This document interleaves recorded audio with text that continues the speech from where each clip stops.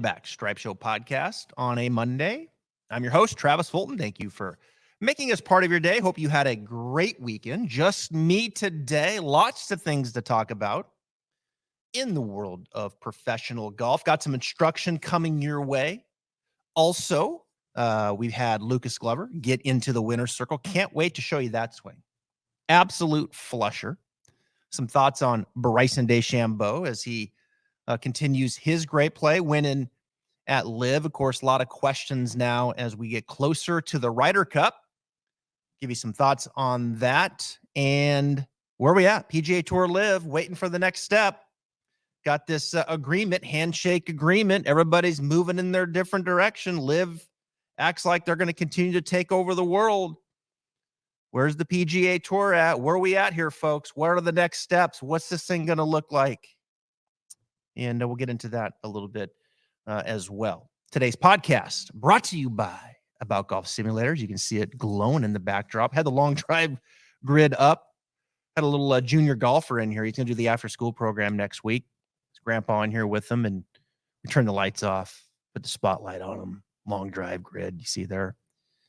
Had a couple dribblers out there about 30 yards. Then he reached back, and he let one rip. Look at that purple. 85 yards, 6 years old, long drive grid. He thought he was on top of the world.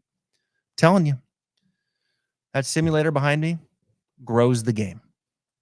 Never seen a piece of technology that grows the game more than that simulator behind About Golf Sims. Awesome stuff. We have really a great lineup here in the studio for the month of August after school program as we get back to school here in Florida. Starts next week. I have the ladies' night on Wednesday night. We'll be getting beginner and intermediate golfers in here, a lot of technique. And then the ladies that have played, kind of your intermediate to advanced players, some happy hours. We're doing a lot of instruction, contests, games, things with the simulator. The men's league starts next week, which is going to be fantastic. And, of course, the corporate events and groups that we do all throughout. Got 2 of those coming up here in the month of August. Things looking good as we get closer to the fall. So I'm excited. The studio is doing well. Thank you to my partner at About Golf Simulators. Couldn't do it without you. PXG. We are cranking here every Sunday. In the studio, full club fitting, Gen 6, off the chart, loving it. And I've got a new partner, a new sponsor that I want to introduce you to. It's called Hack Motion. They've been around a while. This sensor, you put it on your wrist. And I've got some really cool content coming out with these guys on wrist angles. And you guys know I talk wrist angles all the time here on the podcast, in my content, Instagram at Travis Fulton Golf, Twitter at Travis Fulton. Go to Facebook. So many platforms. It's not Twitter anymore. It's called X, right? That's the name of it. Anyway, all my platforms out there. We're going to be doing some cool content on this, talking flexion, extension, ulnar, radial, rotation, all of these things. Put on your left wrist, put on your right wrist. I've got it covered. Really good research that they've been doing with amateur golfers. Things that I talk about all the time. And it's going to be awesome to talk about those things and do content with some technology to back it up a little bit more. So really, really excited about Hack Motion coming on as a partner here. Stripe Show podcasts. Great stuff coming your way. What a lineup. Just me here today. Keith Stewart's back tomorrow as we get into the playoffs. Lucas Glover winning, I got to tell you.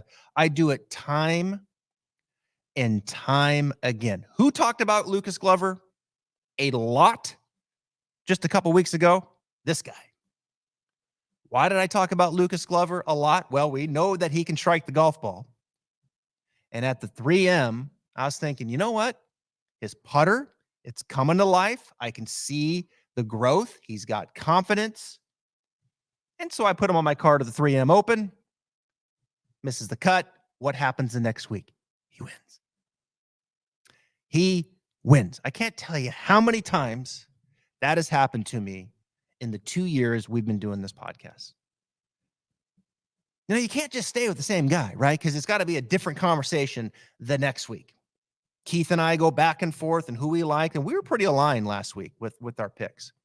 You know, McCarthy didn't play good last week. Sam Byrne Justin Suh. Jeez. I mean, we were touting Justin Suh last week. Putter. Great place for him. Sedgwick, fast, Bermuda greens. What's he do on Thursday? Runs up there, 5 under. Then he just makes 2 silly mistakes, short size himself, and all of a sudden he misses the cut. Man, that wasn't a good look. Had JT Poston, and we stayed with him. He had another good week. He's playing well. But Lucas Glover, I want to start there because this is a great story. I mean, it really is. I mean, we're talking about a guy here, 43 years of age, went to Clemson. He's been around a long time, Lucas Glover. And we're talking about a premier ball striker that has kept his card with a major weakness in the back. And you gotta do something great, and something better not be really, really bad, because out there on the PGA Tour, if you got something that's really plaguing you and holding you back, you're probably not going to keep your card. But Lucas Glover has struggled with the flat stick. It's been well documented. I did some research here before we came on the podcast. And before this nice little run, because I've been talking about Lucas, this nice little run that started back at the Rocket Mortgage. You even go back to RBC Canadian if you wanted to, where he finished 20th. But it was really at the Rocket Mortgage where you started to see, like, okay, something's different here with the putter. Like something's going on. And I talked about it a couple weeks on the pod that Lucas has gained some confidence with this long putter. And it doesn't feel fluky. It feels like there's something going on here. And if Lucas Glover can keep his head above water with the putter, he has a chance to win because he's that good of a ball striker. We're talking about someone, that can ride consistently +3, +4 in strokes gained approach. That can ride consistently in +2, +3 in strokes gained off the tee. He is a flusher. And we're going to look at a swing here in a second. But when you're losing 3, 4, 5, 2, whatever, in putting every single week, you're not going to win, right? You're not going to win. And I can't imagine how frustrating over these years it has been for Lucas Glover to know that when he comes into a tournament, that he's good enough to win from with his ball striking, his short game usually okay, but to know that his putter is so bad that he probably has no chance to win. It's got to be frustrating. And you can see it on his face. I mean, all due respect, Lucas Glover looks like he's aged, right? And the reason that he has aged and he looks older than 43 is because of that damn flat stick, and the ball won't go in the hole. But he's persevered. He's continued to fight. He's continued to work hard. He's continued to try things, and he's found something with this putter, this long putter, and this grip and this method, whatever, however you want to look at it. And it's working. +5.4 at Rocket Mortgage, +3.6 at John Deere. Let's see. He lost 0.7 at Barbasol. Lost 1.3 at 3M Open. +4.9 at the Wyndham. So you could see it bubbling up. The confidence was growing, and he goes to the Wyndham, and he wins. And it's a great story. And I am very glad on that last hole that he made that downhill right to left putter. I was so pumped that he made that. I mean, he had 2 putts to win, but the fact that he stepped up there on that putt and made it, I think says a lot. And that smile, it's a cool story. It really is. I went back there. There was 50 events before the Rocket Mortgage, about 50 events over these years. And he only finished positive, if my calculation is right, about 9 or 10 times. Strokes gained putting, 9 or 10 out of those 50, he was barely strokes gained positive. We're talking 0.9, 1.3. His best was +3.2 back at the FedEx St. Jude 1 year ago. How about that? So maybe he's someone to look at this week. I'm making a note on that. That'll be a nice little gem for Keith tomorrow. But you can see it climbing. And when the putter climbs, when you're a good ball striker, it breeds into that. And the confidence just starts to go. These ailing putters, we've seen it where it bleeds into the rest of the game. And even though you're a great ball striker, it's going to chip away at that. There's going to be some erosion, and it's just tough because you can't overcome this glaring weakness. And then all of a sudden, that glaring weakness becomes a strength. And when you're a great ball striker, now that confidence, you tend to even escalate that just even a little bit more, which you did at the Wyndham. Positive 3-point off the tee, positive 9.1 strokes gain approach. Congratulations to Lucas Glover. Let's look at this swing. Let's have some fun here. We're going to pull it up. Lucas Glover. Glover swing. I think of that right there. Hear that sound? Let's do that again. Listen to this sound. If you're driving right now or you're working out, turn the audio up.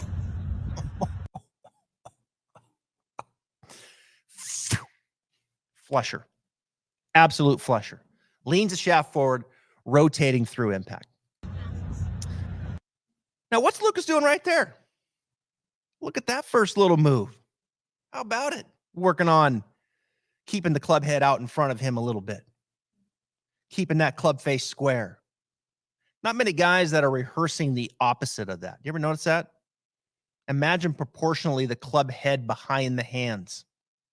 You don't see guys rehearsing that. You see that. A little exaggeration. Club head out in front, club face square. That's an exaggeration. Because when he takes it back, you'll see it's pretty much on the toe line. I didn't quite get it there, but when it gets to parallel, it's on the toe line. But it's out in front. The face is square. Why do they work on this? Why do tour players primarily work on their backswing? How many times have I said this? We break down players' swings. We bring on coaches. And what are they working on? They're working on their backswing. And Lucas Glover works on his backswing, first move. And why do they work on their backswing? They want to get things organized. They want to get things organized going back, relatively on plane, relatively square, maybe a little shut, who knows? And then they get that shaft in a good position. They've made an adequate turn, and then from there, they react. The backswing sets the stage, and then you react. And when Lucas reacts, I'll tell you, look, we talk about great ball strikers a lot. We talk about great golf swings a lot. Lucas Glover doesn't get the credit. He just doesn't. He doesn't get the credit he deserves. This dude pitches the shaft back behind him, and this dude rotates. I mean, he rotates like a boss. And the one thing that he does, and I want to see if I can slow this down just a little bit. I tried to slow the video down before I put it in. But one of the things he does, that's perfect right there. God, look at that position. I'm going to explain this to those listening on audio. One of the things Lucas does is he kind of digs down into the trail foot. That right foot, what we're looking at here, it's kind of down on the instep. He's not launching off the ground, right? We see some players like JT, they kind of launch up off of the toe. Look, that's fine too. You can pop up onto the toe, you can still stay in it and rotate all those things. But there's just something about the players that kind of dig a little bit down on the instep. We call it banking. Their foot's kind of down on the instep. It's almost like it's on the pitcher's mound. And when they kind of dig in like that and that foot and they're using the ground that way, then they rotate in that left pocket. Look at that left pocket showing up to this target line camera. There's rotation there, but they're plugged in, right? They're not popping up off the ground and turning. They're using the ground, kind of torque themselves in and rotate. And that right foot has a lot of value to that. So that foot's on the instep. He's turning, the left hip's showing up. The left shoulder staying down and around, not popping up too high. And then from there, he can really cover it. You know, he's really plugged in. He's covering that shaft lane. But it's turning the corner. Look at the hands exiting to the left. That club shaft will show back up under the left shoulder.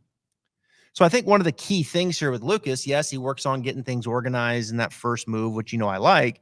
Club shaft looks beautiful, great wrist angles, pitches it back. But I think like the one real big boss move here for me is that right foot. That right foot down on the instep. We see that a lot with players.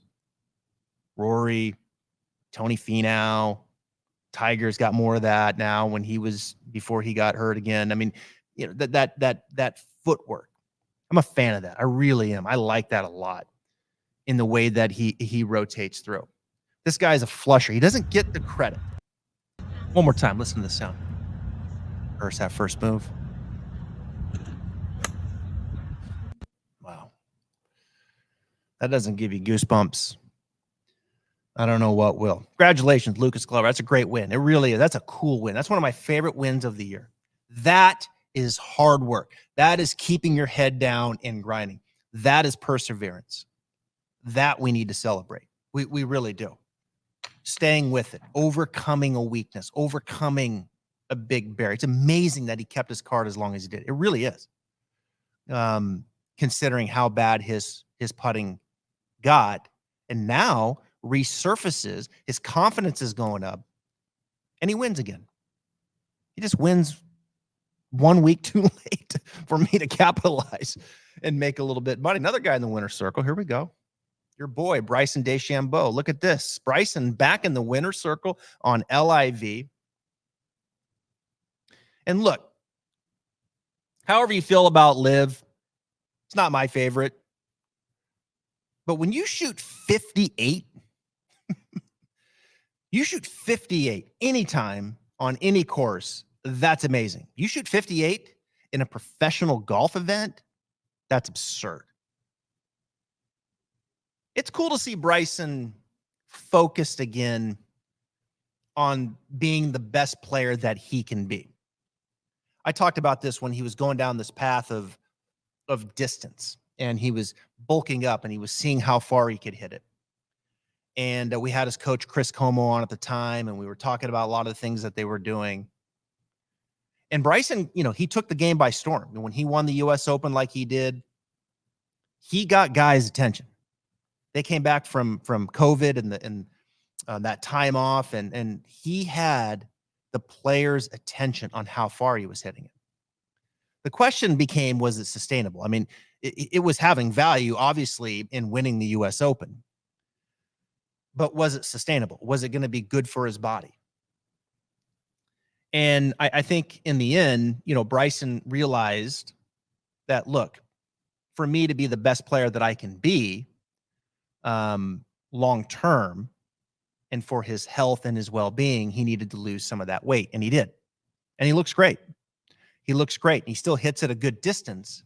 But the difference that I see with Bryson, and I'm working on getting his coach, Dana Dahlquist, who he's working with now. I even think he's back with his old coach a little bit too, Mike Shy. They split up there a little bit when he was working with Chris Como. We had Mike on, and so I'm not sure what's happening there. But I do think Dana has helped Bryson some with his swing, and I'm sure technique-wise there's some things that are different. Although when you watch this swing, I mean, I got to tell you, it doesn't look overly different. This is, a swing that's fairly up to date here, a couple months ago, but it doesn't look all that different, right? He looks different. He looks thinner. He's probably moving better. Still, strong guy, busted out there. It's an interesting swing, though, right? And we're going to look at it and talk about it more in a second. But the major difference that I think is probably happening here with Bryson is he's focusing on the entire game now, right? He's focusing on the precision of the game, the short game.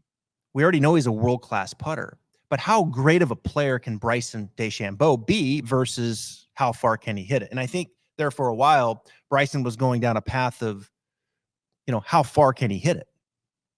Right. And the other parts of his game, I think, were being neglected. I used to kind of kid about it a little bit with Chris, even though he didn't come out and quite say it. I could tell, like, hey, why don't you, put that wedge in Bryson's hand and let's work on, maybe some other parts of the game. And so I think Bryson has probably rededicated himself to some degree about being the best player that he can be. And look, that's big time because Bryson is a world-class player. I've said it all along. I was disappointed when Bryson and Brooks left for LIV because their personalities. You may love them or you may hate them, but their personalities. They're interesting. Bryson pushes the limits on a lot of different things. And sometimes that can probably get him going down a rabbit hole that he doesn't need to be going down too much, and it's overdone, and it affects other parts of his game or his well-being. But he's going to take you down that path, and he's going to talk about it. And you might not like it, and there's a lot of things that Bryson says that I don't like, but he's interesting.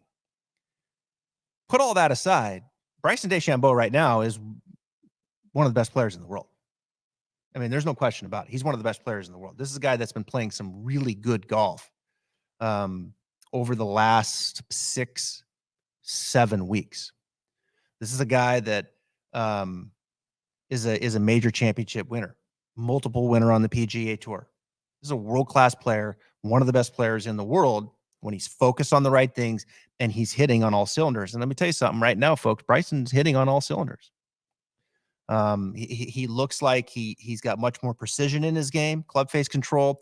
It looks like his short game is much cleaner, and he doesn't get the credit of how great of a putter he is. Bryson's one of the best putters in the world. Always has been. 58's big time. 58 is big time. You look at a swing here. I've got it up. Bryson's he's kind of taken a page from the golfing machine. And, you know, the golfing machine was a big part of my background growing up. And one of the things the golfing machine talks about is this right forearm alignment, where his left wrist, if you went back to hack motion and measuring it, his left wrist would be a little bit more unhinged, right? Or ulnar deviation down. Radial would be up. You know, and when I talk about educating your hands and, you know, what your hands are doing, this thing is fantastic. I can't wait to share some of the stuff we got going. So left wrist, ulnar, down, up, cocking the wrist, that's radial. So he sets up with a little more ulnar, a little more upright, right forearm, right elbow soft. And you can see that right forearm is kind of mirroring the shaft plane, right? And when you set up like that, you're not going to have a lot of plane shift at the bottom. Right here, like that impact condition right there, the angle of that shaft is very close to where it started. Now, the lower you set up, right, the more radial you have, and you go back to address, right, if that shaft was lower, say pointing through the belt buckle or even below the belt buckle, and there's more radial in the left wrist, there'd probably be more extension in the left wrist. Extension is cupped, flexion is bowed. You know, Bryson more ulnar, probably a little flatter in the left wrist, not as much extension. When you set the handle down lower, now you have more radial and you have more extension. Not to get too in the weeds here, but this is you know, this is the technology and the precision that as a coach you kind of live in and you learn from. But when you set up with that handle lower, then you have more room for that handle to elevate at impact. And, you know, and that can lead to some issues, right? That can lead for you to come out of it, can lead to, you know, the face looking too far to the right. Then you got to save it with your hands, et cetera, et cetera. So you're not rotating as clean. So he's always set up that way. The other thing, you know, Bryson, I think, has always done a good job of is this first move, right? Look at the club head again, kind of out in front, and that shaft is in line with the lead arm.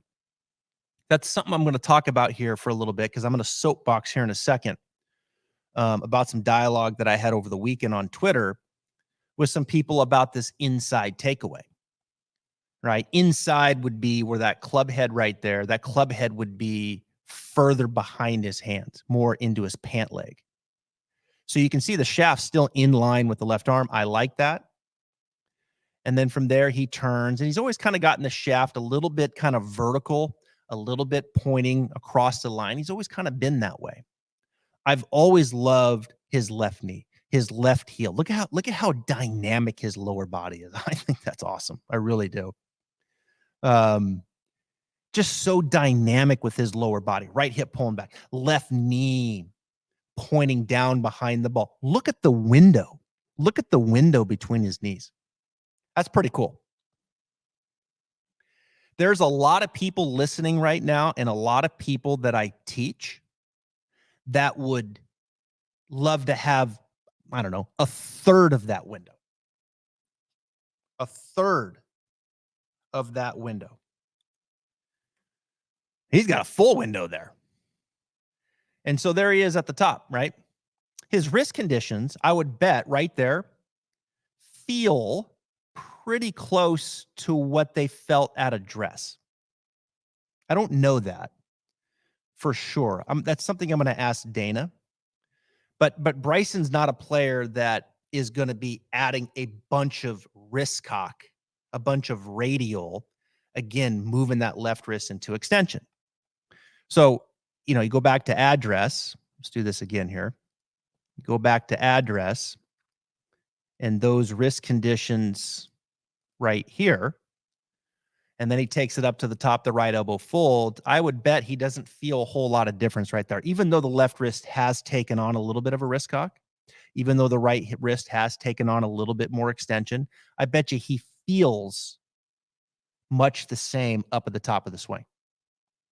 Now, from there, Bryson, he'll pitch the shaft back a little bit. It's not an excessive amount. You don't need an excessive amount.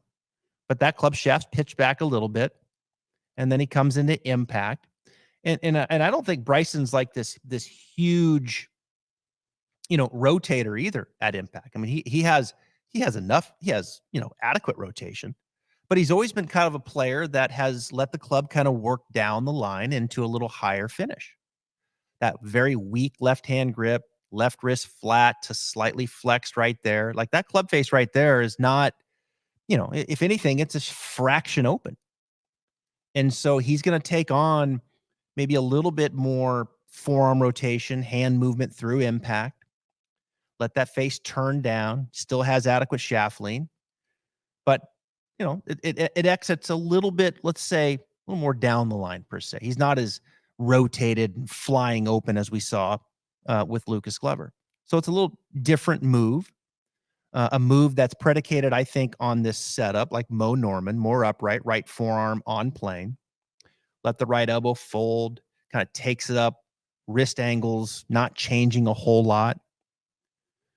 Golf Machine calls that a hitting action, where they you kind of, the right elbow folds, left wrist doesn't change a whole lot.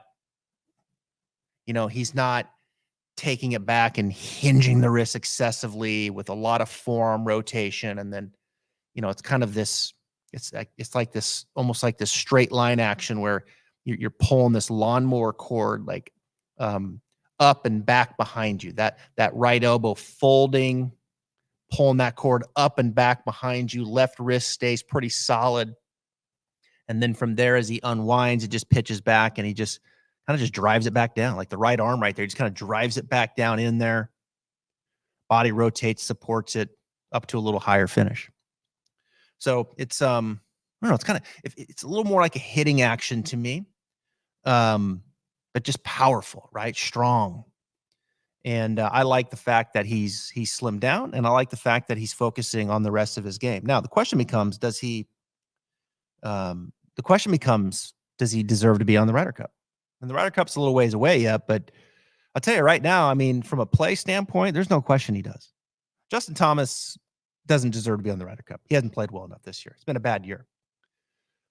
I think we have to wait to see how things play out to make kind of your final decision. We'll be talking a lot about this, but I mean, as of right now, who deserves to be on the Ryder Cup more, Bryson or JT? It's a no-brainer. Of course, it's Bryson. Bryson's a much better player right now, but we got to learn more about the course, how it's going to be set up. I think we have a feel for that, and you also have to take into consideration of the player in the clubhouse. How is Bryson going to be perceived in the clubhouse? Is he going to have a positive effect on the rest of the players, or is he going to be a problem? Is there friction there? We don't know those things. But those are things that need to be talked. But Bryson DeChambeau, make no mistake about it, is one of the best players in the game today. Now, on that note, this inside takeaway, all right? I just want to clear up a couple things here. So I'm not a fan, I'm not a huge fan for the masses, my audience, most of you listening right now,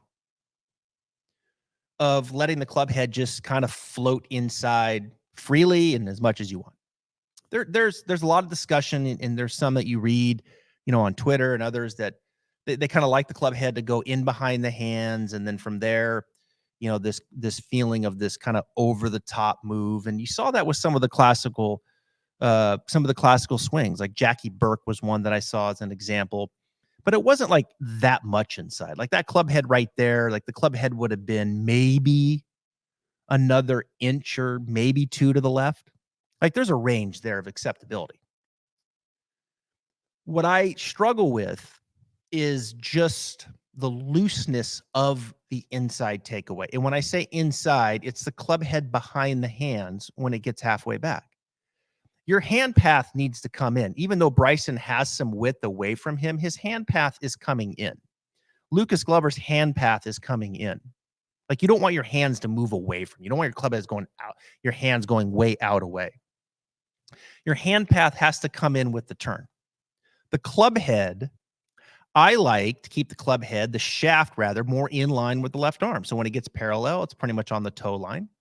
With that said, I think most need to feel like the club head stays a lot in front of the hands. That's what they need to feel. Just like we did with Lucas. This is a rehearsal. See that right there?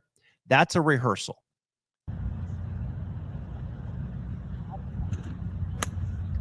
And I say the club head needs to feel like it's a little outside your hands like that. That gets, that can be taken out of context and people can run with it. But I'd rather have it a little outside the hands for most than inside the hands. Why is that? And this is where 23 years of teaching in the trenches with amateur golfers comes into play. Okay. This is where experience working with amateur golfers, developing amateur golfers to become a 20 handicap, to a 15, to a 10, to a 5, and on down. That's what I've been doing. That's my expertise. Give them great information, put it in the right order, and develop them. Not just look at a tour player swing and say, look, he does it, right? He does it. He gets the club head slightly inside. And so, no, I get that. There are those players that do it. But in the world of development, if you let a 15, a 20, and just the general masses continue to incrementally get more inside, club head behind the hands, you start to see growth stump quickly. The ceiling lowers quickly because they don't know how to swing it from there. They're not Jackie Burke. So, yes, there's a level of acceptability, but in the world of development, what I've learned is that it's better to feel like the club head's a little out in front for most, not all, but for most, because when they get it there, now, A, the face is square, B, they can make a better turn. The one thing that I see all the time when the club head gets in behind quickly is the club head's moving and the player's not turning. They're just snatch it inside with the hands. Club head gets behind. They don't turn as well because they can't. It's already behind them, so they got to lift it. And they lift it with their arms, and when they lift it with their arms, then the lead wrist starts to work more into extension, more on that pattern with hack motion in the future. They got a lot of good data, So club head goes in, they don't turn as well. Most of the time I start seeing body faults. I see the right hip kick out. I see the spine kind of stay down in flexion. I start seeing body faults. I start seeing the body doing weird things to accommodate the club head getting early behind them. Lead wrist goes into extension, and the more times than not, they come over it. And when they come over it for an amateur, the shaft doesn't shallow out. Now, for Jackie Burke and Sam Snead, when they come over it a little bit and they kind of get on top of it a little bit, like Victor Hovland, that hand path going more out, that shaft pitches back. And when that shaft pitches back, they can still turn and cover and do all those things, right? And primarily, they're going to hit a fade, right? Primarily, when you see that, they're going to get on top and they're going to hit a fade. And a fade is a great ball flight unless you're like the masses of junior golfers, or excuse me, the mass of amateur golfers that have never learned how to draw the ball. Right? Everybody that's listening, everybody that plays golf, you have to go through a period of learning how to draw the ball. Everybody. I believe that. You've got to learn how to get the path working from the inside, 3, 4, 5 degrees out to the right, face slightly closed to that, push, draw. Can you hit that? Have you learned how to hit that? Have you played golf doing that? Have you overdone that? Have you got to the point where the ball started too far to the right and then you've actually hit some overdraws? If you have, then we can have a different conversation about things and those types of things. But the reality is that the majority of golfers haven't. The majority of amateur golfers haven't, at least the ones that I see. The ones that I see come across for online lessons.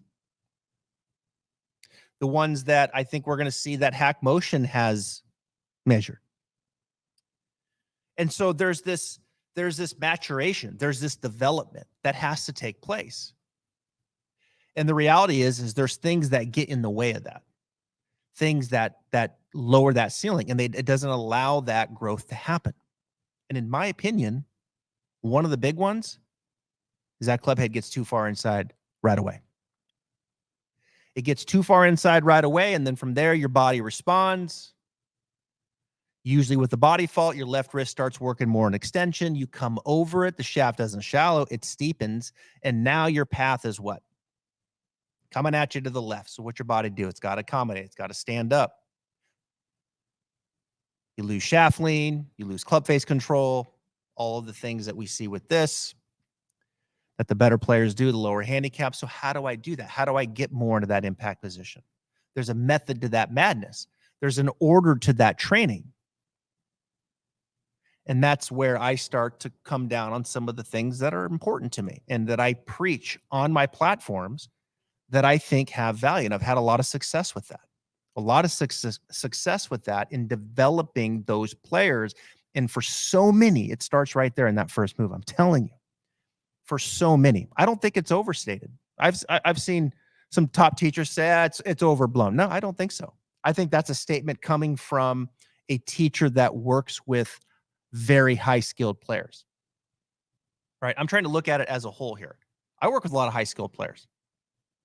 It's not my full arsenal. It's not my full business plan. If it was, I would have been on tour years ago and traveling around with them when I was running at TPC Sawgrass and working with Fred Funk and other. That's not what I want to do. And so through this journey of educating amateur golfers and helping them develop, I don't think it's overstated. I don't. Look at Lucas Glover working on it. Why do most professional golfers work on their backswing? Most of them do. No one talks to more top teachers than I do. And I ask them, what are you working on? 85% of the time it's backswing. 85%. Technically. These are the best players in the world. They already got good backswings. They already got all this. They already got good stuff going on. And you're sitting there and you're listening, and you're a 15 handicap or a 10, and you're thinking about what you do. And maybe your backswing is good. I did an online lesson this morning. A guy that I've worked, his backswing is beautiful. It's fantastic. And a good downswing, and he's struggling kind of rotating. So we did some things that I'm going to help him rotate better through impact. I mean, you can lob it ahead and start working on things when it makes sense. But just to be generic and say, look, just let the club head come in and, and then kind of come over it a little bit and turn. That's what Jackie Burke did. That's what Sam Snead did. Love those swings too. I'm in. Trust me. Sam Snead's one of my favorite swings. Change the knee flex, I love it. But I'm not going to fall in love with it to the point that is going to move me off of what I've learned in 23 years of developing players. And that is a different story for most. Get the club head in a better spot here. From there, you can turn better. See, the club head's out in front. So now the body can sense a little bit. Okay, I got to turn. I got to get it working more around me. So I find that when you clean up the first move, you turn better. You can really teach someone how to turn properly. You can lengthen them out a little bit. You start eliminating the body faults. You start getting the shaft a little bit more organized and on plane. So when you change direction, now the shaft wants to pitch back a little bit. I see when players get the club head inside early, then the shaft wants to steepen coming down. Wants to come over and steepen. I see when the club head gets inside, oftentimes the shaft is too laid off. And when it's laid off, then it wants to steepen. And so I don't think it's overstated. I made a post over the weekend. I'm going to pull it up here. I made a post over the weekend on Instagram of a player called Kazuma Kabori. He just won the Western Open. What a player. This kid is good. And there's on the bottom, I put a sequence of him a couple years ago. You can see the club head inside. You can see the shaft laid off. And then he did a good job of managing the shaft coming down. He didn't let the shaft steepen. He really just kept it there and turned. Really, really well done. But then you fast forward a couple years, all of a sudden now the club head looks like Lucas Glover, the shaft a little more vertical going back, and then the shaft kind of pitches back, and that's what he looks like. Now, I like the looks of that better. I like the looks of that better. What I see differently with him when I look at this as a function of the first move being better is just what I talked about. He looks like he's made a better turn to the top. He looks like he's actually turned his hips more. He's put some energy like up his spine. His spine is extending. Like he just looks more dynamic with his turn to the top as a function of the first move, as a function of not letting the club head just dip in behind him. That club head that shaft gets out of line with the left forearm right away. The club head gets behind. It's already in behind you. So what are you going to do from there? You're not going to continue to really turn and maximize. Your pivot's going to stop. You're going to lift it, which is telling your lead wrist to maybe go more into extension, and then you're going to come over it. And none of those things are conducive when it comes to wrist angles and what we see here with hack motion. You start the club more out in front like Lucas. Watch this. Now he turns. And when he turns to the top, look at his left wrist is flat, closer to flexion. So where he started at address to where he is at the top, his left wrist worked closer to flexion. It may still have a little extension in it, technically, but it worked towards flexion. Shaft stacked up, face looks good. All right, change of direction. Shaft shallows out. Left wrist goes more to flexion.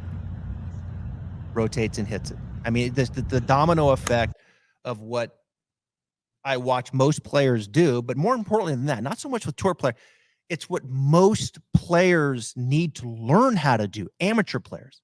They need to learn how to do those things, which elevates the ceiling,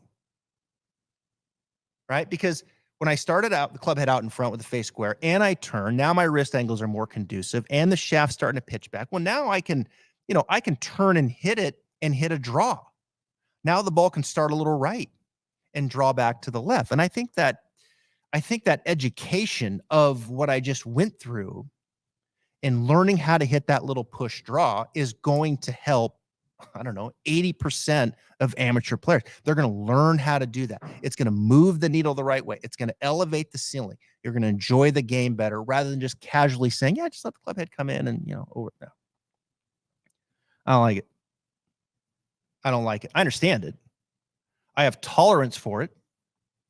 Better players, certain times of development, certain skill sets, DNA. Absolutely.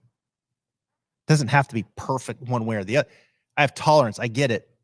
But in the scheme of discussion for amateurs and being responsible and developing players 23 years, I just have a different opinion. All right. That's enough. Monday. Thank you for being here. Check this out, folks. Rest of this week.